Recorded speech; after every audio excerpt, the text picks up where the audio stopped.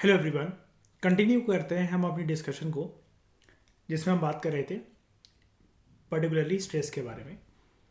तो आज के लेक्चर में हम लोग बात करते हैं कि देखो स्ट्रेस की जो डायमेंशंस होती है, स्ट्रेस किन किन डायमेंशंस पे वेरी करता है। जिन लोगों को स्ट्रेस होता है उनकी स्ट्रेस की जो क्षमता होती है वो अलग अलग चीज़ों पर वेरी करती है। डायमेंशंस वो क्या क्या है? एक होता है इंटेंसिटी। इंटेंसिटी मतलब वो स्ट्रेस जो था वो लो इंटेंसिटी का है या फिर हाई इंटेंसिटी का है, यानी कि वो पर्सन को कुल मिलाकर अफेक्ट कितना कर सकता है, या फिर अगर हम लोग बोलें वो पर्सन को इन्फ्लुएंस कितना कर सकता है। दूसरा है ड्यूरेशन, वो शॉर्ट टर्म तक टिका रहेगा या लंबे समय तक टिका रहेगा। कॉम्प्लेक्सिटी, कॉम्प्लेक्सिटी मतलब उस स्ट्रेस की डायमेंशन एक ही है या फिर वो स्ट्रेस बहुत कॉम्प्लेक्स है, नंबर ऑफ चीज़ें उसके साथ इन्वॉल्व है। जैसे अंबर कहा जाता है ना, जैसे कि अरे ये वाली प्रॉब्लम तो कोई कोई नहीं है, छोटी सी दिक्कत है। अब कुछ लोग क्या कहते हैं, एक दिक्कत खत्म हुई नहीं दूसरी चली आई, ठीक है, तो वो ज़्यादा कॉम्प्लेक्स चीज़ हो जाती है। और प्रिडिक्टेबिलिटी, क्या आप पहले से ही सोचकर बैठे हुए थे, प्रिडिक्टेबल था वो आपके लिए इवेंट, या फिर अनएक्सपेक्टेड चीज़ कोई हुई, ठीक है। जो आउटकम है ना स्ट्रेस का, स्ट्रेस का आउटकम सबके लिए सेम नहीं होता, ठीक है। स्ट्रेस का आउटकम पॉपुलेशन के लिए डिसिमिलर नेचर का होता है। जैसा कि मैंने आपको बताया था, अंबर है ना, वो डिपेंड करता है कि पर्सन के पास रिसोर्सेज कितने हैं, ठीक है। और ये चीज़ भी ना डिपेंड करती है वेरियस डायमेंशंस पर। यूजली अगर कोई स्ट्रेस का नेचर ऐसा है कि वो ज़्यादा इंटेंस है, वो लंबे समय तक रहने वाला है, जिसको हम लोग कहते हैं क्रॉनिक है, अगर वो स्ट्रेस वो कॉम्प्लेक्स नेचर का है, एक स्ट्रेस नंबर ऑफ स्ट्रेसेस के साथ मिलकर बना हुआ है, और अनएंटिसिपेटेड इवेंट्स हैं अगर उसके अंदर, यानी कि आपने प्रेडिक्ट नहीं कर रखा था, तो ऐसे स्ट्रेस का जनरली पर्सन के ऊपर ज़्यादा नेगेटिव कॉन्सिक्वेंसेस निकलेंगे एज कंपेयर टू जो लेस इंटेंसिटी वाले स्ट्रेस होते हैं, जो शॉर्ट टर्म नेचर के हैं, जो लेस कॉम्प्लेक्स नेचर के हैं, और जो एक्सपेक्टेड है। इंडिविजुअल जिस तरीके से स्ट्रेस को एक्सपीरियंस करता है वो उसके वेलबींग पर भी काफ़ी हद तक डिपेंड करता है, उसके फिजियोलॉजिकल स्ट्रेंथ पर। बॉडी मैकेनिज्म्स कैसा है, क्या उस पर्सन की धड़कनें ज़्यादा तेज़ हो जाती हैं, सांसें फूलने लग जाती हैं, वो पर्सन काँप जाता है, या वो पर्सन को कुछ फील ही नहीं होता। जैसे एक तरीका नहीं होता, जैसे कि बेशरम बन के बस सुन रहे हैं, हाँ ठीक है यार बोलना ख़त्म कर, मेरे को कोई स्ट्रेस नहीं हो रहा, इसकी बातों का क्या ही असर होगा मेरे ऊपर। तो जिन इंडिविजुअल की पुअर फिजिकल हेल्थ होती है, यह वीक कॉन्स्टिट्यूशन होता है। वीक कॉन्स्टिट्यूशन का मतलब ये होता है झेलने की क्षमता। झेलने की क्षमता यानी कि जो उनका इनबिल्ट जो स्ट्रक्चर है, या फिर जो इनबिल्ट अगर उनका नेचर है वो अगर स्ट्रांग नहीं है, छोटी मोटी एक समस्या और वो उनका स्ट्रक्चर अगर डगमगा गया, तो ऐसे लोग ज़्यादा वल्नरेबल होते हैं एज कंपेयर टू दोज जिनकी हेल्थ अच्छी होती है और जिनका स्ट्रांग कॉन्स्टिट्यूशन होता है, झेलने की क्षमता जिनके अंदर काफ़ी अच्छी होती है। स्ट्रेस को झेलने की क्षमता या उसकी टेंडेंसी काफ़ी हद तक साइकोलॉजिकल नेचर पर भी डिपेंड करती है। लाइक पर्सन की मेंटल स्थिति पर, पर्सन किस स्वभाव का है, और उसका अपने आप को लेकर नज़रिया क्या है। वेदर पर्सन इज कॉन्फिडेंट कि वो यस स्ट्रेस जैसी चीज़ से वो निपट सकता है, या फिर वो पर्सन सिचुएशन के सामने गिव अप कर देगा, ठीक है। जो कल्चरल कंटेक्स्ट होता है ना, ये एक अलग चीज़ है, मतलब ये भी एक डायमेंशन है, ये एक अलग चीज़ है। ये डिटरमाइन करता है जिस तरीके से जिस समाज के अंदर हमें रहना सिखाया जाता है, हमें जीना सिखाया जाता है, वो भी काफ़ी हद तक डिटरमाइन करता है कि एक पर्टिकुलर इवेंट को हम अपने दिमाग में मीनिंग क्या देते हैं और हमारा नेचर ऑफ रिस्पॉन्स क्या निकलेगा। कुछ कल्चर्स होते हैं उनका उनके अंदर ये चीज़ होती है कि किसी भी सिचुएशन से भागना नहीं है। ब्रेवरी जो है it should be the ideal characteristic in a person. तो ऐसा पर्सन जो है वो कभी भी स्ट्रेस के टाइम पर फ्लाइट रिस्पॉन्स को एक्टिवेट नहीं करेगा, हमेशा उसका जो नेचर रहेगा वो रहेगा फाइट रिस्पॉन्स का। फाइनली स्ट्रेस एक्सपीरियंस कैसे करता है पर्सन, ये डिटरमाइन होता है। राइटर आपसे कह रहा है वाइंड अप करते हुए इस चीज़ को कह रहा है, ये डिपेंड करता है कि पर्सन के पास रिसोर्सेज क्या क्या है। यानी कि रिसोर्सेज जैसा कि हमने ऊपर टेबल में देखा था, money, social skills, coping style, support networks, यानी कि कोई कंधा अवेलेबल है कि नहीं है। ये सारे के सारे फैक्टर डिटरमाइन करते हैं कि एक स्ट्रेसफुल सिचुएशन के अंदर पर्सन उस इवेंट को अप्रेज कैसे करता है, यानी कि पर्सन उस पर्टिकुलर इवेंट को इवेल्युएट किस प्रकार से करता है। ओके। तो यहां तक तो कोई दिक्कत नहीं है बात, ठीक है। अब बात करते हैं अगले टॉपिक की, science and symptoms of stress. जिस तरीके से हम स्ट्रेस को रिस्पॉन्ड करते हैं वो डिपेंड करता है हमारी पर्सनैलिटी पे। जैसा कि अभी हमने ऊपर देखा, हमारी अपब्रिंगिंग पर, जिस कल्चर जिस फैमिली के अंदर हम बॉर्न होते हैं, और हमारे खुद के लाइफ एक्सपीरियंसेस पे भी, जिसको हमने प्रीवियस लेक्चर में ये चीज़ बोलते हुए ख़त्म करा था टॉपिक को। हर किसी का एक उसका उस इंडिविजुअल का खुद का पैटर्न होता है कि उसका रिस्पॉन्स क्या निकलेगा स्ट्रेस के टाइम पर। तो जो वार्निंग साइंस है ना, वो वेरी कर सकते हैं। वार्निंग साइंस मतलब क्या, स्ट्रेस को कोई पर्सन किस कदर फील कर रहा है। जब वो स्ट्रेस आ गया तो पर्सन फील करने के बाद हाउ ही और शी इज रिस्पॉन्डिंग, ये वेरी करता है। अब हर किसी का, क्योंकि जो पैटर्न ऑफ स्ट्रेस रिस्पॉन्स होता है वो अलग होता है, और इसको इस तरीके से देखा जा सकता है कि पर्सन जो है उसने जो स्ट्रेस की उसको जो नॉलेज मिली वो कितना डेप्थ तक गया उसके नेचर को पता लगाने के लिए, या जो सिम्टम्स हुए स्ट्रेस के, हमेशा सिम्टम्स होते हैं, वो कितने सीवियर थे, पर्सन के ऊपर असर डाल पाए, उसके बिहेवियर के अंदर चेंजेस ला पाए कि नहीं ला पाए। अब ये जो सिम्टम्स होते हैं स्ट्रेस के, वो फिजिकल टर्म्स के हो सकते हैं, पर्सन के हो सकते हैं, बॉडी पर असर आए, उसके इमोशंस पर असर आए, या उसके व्यवहार पर फर्क आए। कोई सा भी सिम्टम अगर एक्टिवेट होता है, ठीक है, तो वो ये इंडिकेट करता है कि पर्सन किस हद तक अफेक्ट होता है। यानी कि अगर वो फिजिकल टर्म्स में उसकी बॉडीली रिस्पॉन्स कितना अफेक्ट हुई है उस स्ट्रेस से, इमोशनल पैटर्न कितना अफेक्ट हुआ है स्ट्रेस से, और बर्ताव के अंदर क्या क्या चेंजेस आया हुआ है, अगर ये चीज पर्सन इग्नोर कर दे, अगर अनरिजॉल्व कर दे, तो इसके जिंदगी में काफी सीरियस परिणाम हो सकते हैं।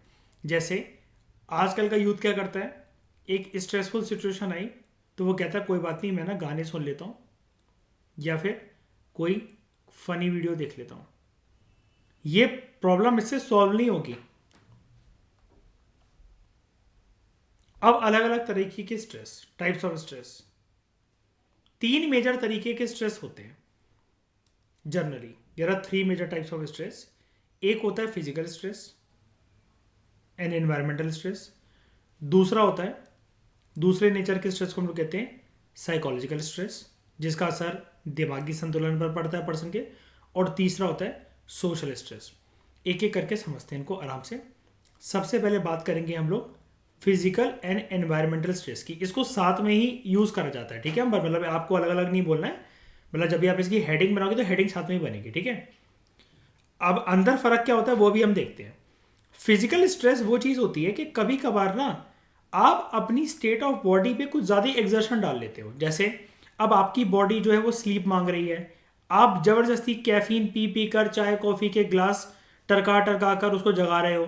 एक टाइम ऐसा आएगा आपका बीपी लो हो जाएगा, शिकायतें रहने लगेंगी, हो सकता है कोलेस्ट्रॉल बढ़ जाए, दिल की धड़कनें बढ़ जाएं और फेंट हो जाए पर्सन, कुछ भी हो जाए, लेकिन बॉडी कैसे ना कैसे करके रेस्ट करवाई लेगी।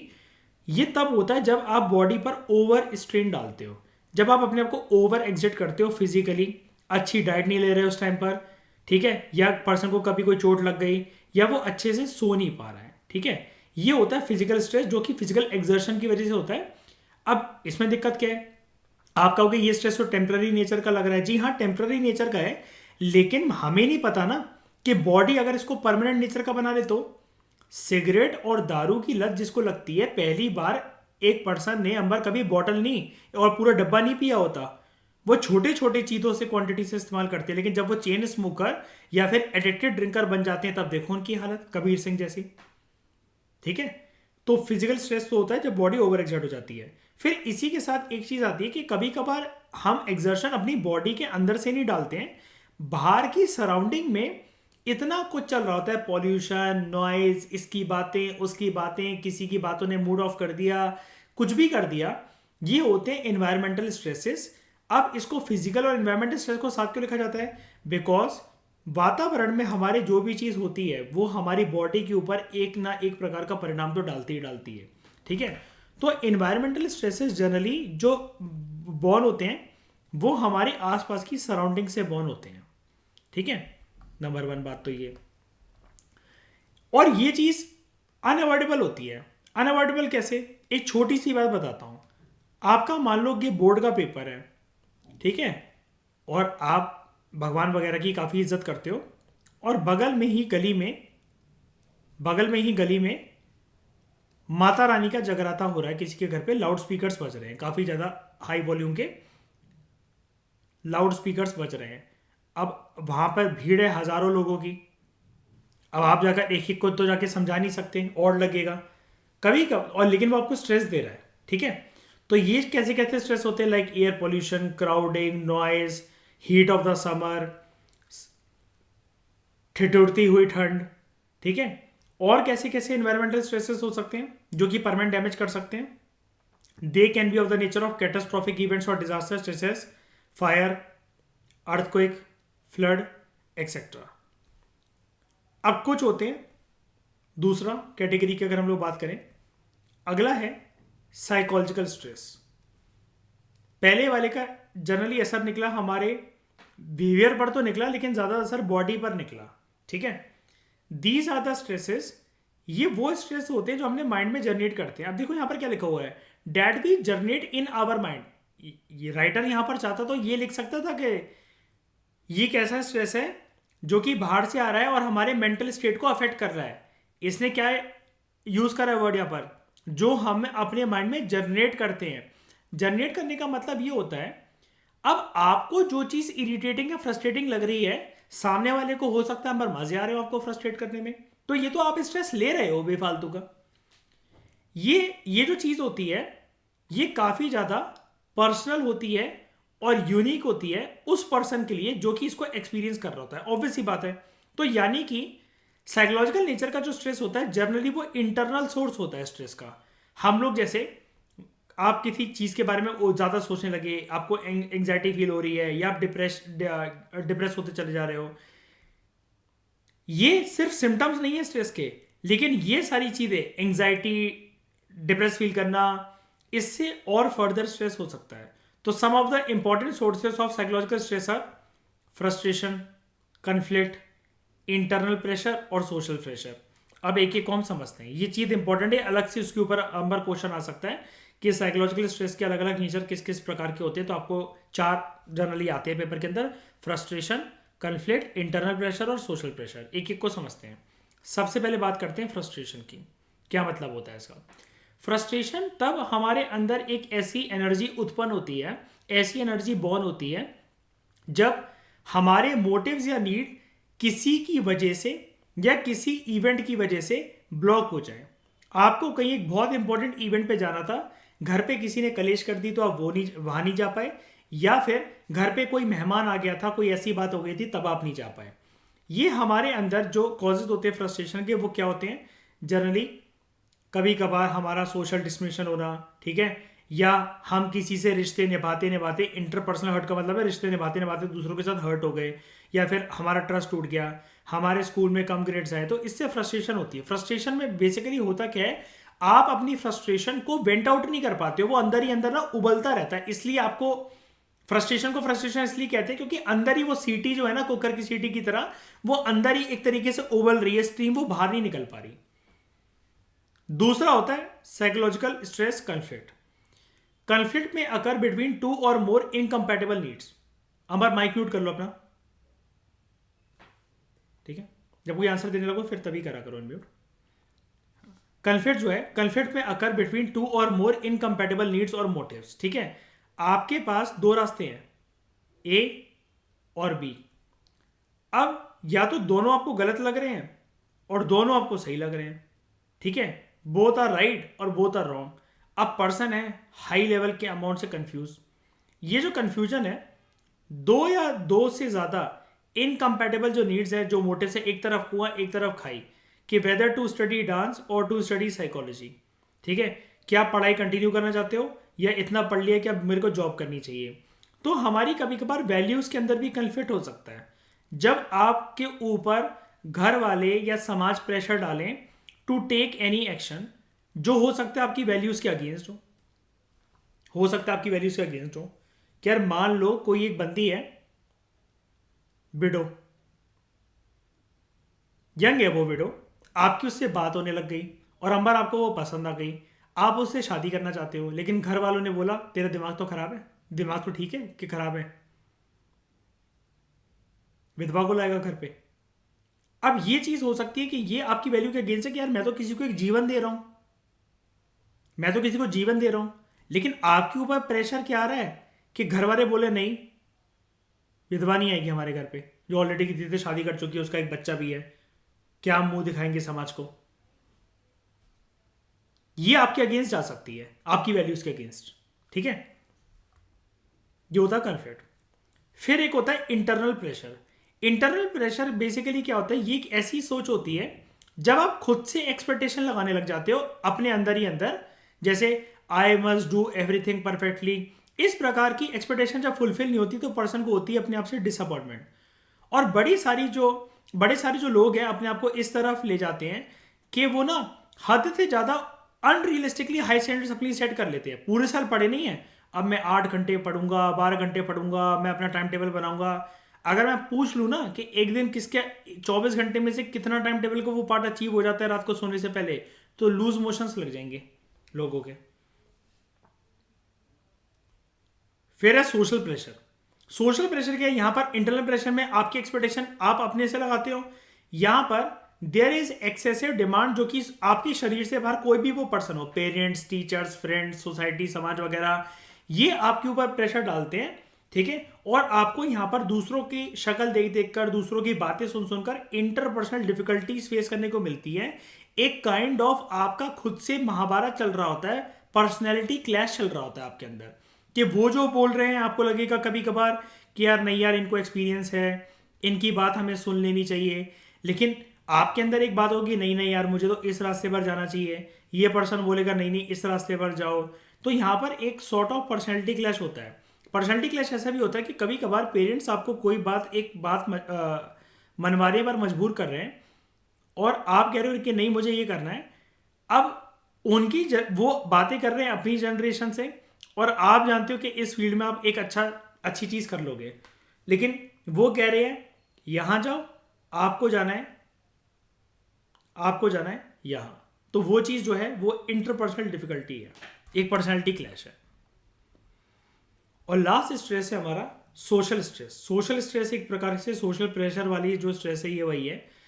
यहां पर क्या होता है, ये वाला स्ट्रेस एक्सटर्नल नेचर की वजह से आता है, और ये तब आता है जब जिंदगी में हम दूसरों के साथ रिश्ते बनाते हैं, उनसे टाइम टू टाइम इंटरेक्ट करते हैं। कभी कभार जो सोशल इवेंट्स होते हैं हमारे शरीर के बाहर, may not God do so, कोई बीमार है, किसी की मृत्यु हो गई, ठीक है, रिलेशनशिप किसी के खराब चल रहे हैं, हस्बैंड वाइफ वगैरह के, या फिर पड़ोसियों से झगड़ा रहना, इस प्रकार की रोजमर्रा की जीवन में जब आप कुछ नहीं करते लेकिन आपके शरीर के बाहर दूसरों के साथ जब कुछ होता है या दूसरों की वजह से आपके ऊपर कुछ परिणाम निकलता है, इसको कहते हैं सोशल स्ट्रेस। सोशल स्ट्रेस भी ना पर्सन टू पर्सन वेरी करते हैं। क्यों? दो तरह के पर्सन होते हैं। एक इंट्रोवर्ट, ये पर्सन ये कहता है मैं ज्यादा इसलिए नहीं मिलता लोगों से, मैं हर्ट ही नहीं होना चाहता। एक होता है एक्सट्रोवर्ट, ये पूरी जिंदगी हर किसी से मिलता रहता है, खुश रहता है, लेकिन जब भी हर्ट होता है तो बहुत बुरी तरीके से होता है कि पूरी दुनिया एक जैसे निकली, मैंने सब पे ट्रस्ट करा, वही फालतू का रोना गाना। तो अटेंडिंग पार्टीज में भी स्ट्रेसफुल फॉर अ पर्सन जो कि घर पे अकेले रह के टाइम स्पेंड करना चाहता है, यानी कि he is of introvert nature. While an outgoing person, यहां पर किसकी बात हो रही है? एक्सट्रोवर्ट वाले की। While outgoing person may find कि घर पे रहना तो बोरिंग है भाई, इतना बढ़िया माहौल है, इतनी बढ़िया सर्दियां हैं, ठीक है, तो ये शाम तो मैं घर पे नहीं बिताना चाहता, मैं तो दोस्तों के साथ बिताना चाहता हूँ। तो वो डिपेंड करता है सोशल स्ट्रेस के पर्सन का, मैं ब्लू कलर से मार्क कर रहा हूँ, पर्सन का नेचर कैसा है। It varies widely from person to person. हो सकता है किसी एक सोसाइटी की चीज को, जैसे किसी ने किसी का ग्रुप में मजाक उड़ा दिया 10 लोगों के सामने, एक हो सकता है जिसका मजाक उड़ा वो खुद भी एंजॉय कर रहा है, वो खुद भी हंस रहा है। एक होता है जो बुरा मान गया, रोने लग गया कि मेरा तो सब मजाक उड़ाते हैं, मुझे अच्छा नहीं लगता, ये नहीं लगता, वो नहीं लगता। ये चीज़ होती है। तो इस डिस्कशन में फिलहाल इतना ही। हमने टाइप्स ऑफ स्ट्रेस कॉम्प्रिहेंसिव तरीके से कवर करे। Thank you very much for discussion.